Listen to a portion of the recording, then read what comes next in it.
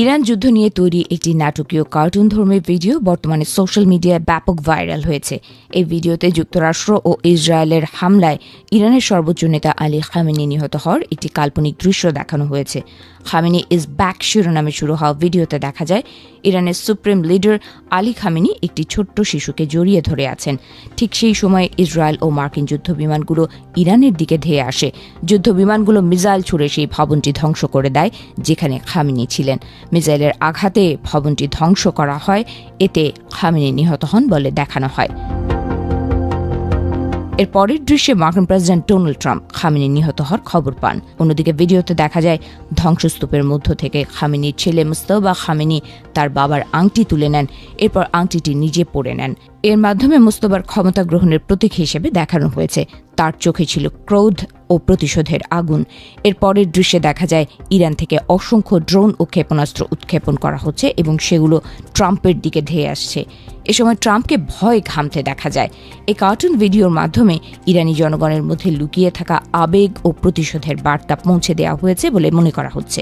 এই ভিডিওটি আসলে বর্তমান যুদ্ধের একটি শক্তিশালী মনস্তাত্ত্বিক রূপ। সোশ্যাল মিডিয়ায় ভিডিওতে ইরানের সমর্থকদের মধ্যে নতুন উদ্যম তৈরি করছে।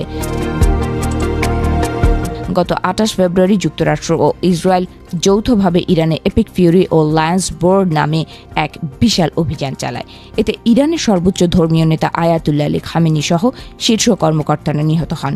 এর প্রতিবাদে ইসরায়েল এবং কুয়েত, কাতার, বাহরাইন, জর্ডান, সংযুক্ত আরব আমিরাত সহ মধ্যপ্রাচ্যের বিভিন্ন মার্কিন ঘাঁটিতে পাল্টা হামলা চালায় ইরান।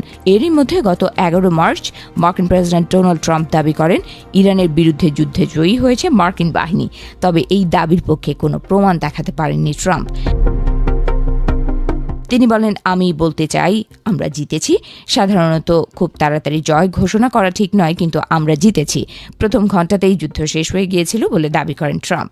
এদিকে জাতির উদ্দেশ্যে দেয়া প্রথম ভাষণেই বাবার হত্যার প্রতিশোধ নেওয়ার অঙ্গীকার করেছেন ইরানের নতুন নেতা মুস্তফা খামেনি। একই সঙ্গে তিনি বলেন, প্রতিবেশী দেশগুলোর সঙ্গে বন্ধুত্ব বজায় রাখতে ইরান আগ্রহী। তবে তিনি দাবি করেন এসব দেশে থাকা যুক্তরাষ্ট্রের সামরিক ঘাঁটি বন্ধ করে দিতে হবে, কারণ এসব ঘাঁটি থেকে ইরানের ওপর হামলা চালানো হচ্ছে। এছাড়া মধ্যপ্রাচ্য থেকে বিশ্বে তেল সরবরাহের গুরুত্বপূর্ণ বাণিজ্যিক রুট হরমুজ প্রণালী বন্ধ রাখারও ইঙ্গিত দেন তিনি। ইতোমধ্যে হরমুজ প্রণালী বন্ধ করে দিয়েছে ইরান। নিষেধাজ্ঞা অমান্য করে এই প্রণালী পার হওয়ার চেষ্টা করায় বেশ কিছু তেলবাহী ট্যাঙ্কারে হামলা চালিয়েছে ইরানি বাহিনী। ফলে হরমুজ প্রণালী দিয়ে জাহাজ চলাচলে কেউ সাহস দেখাচ্ছে না।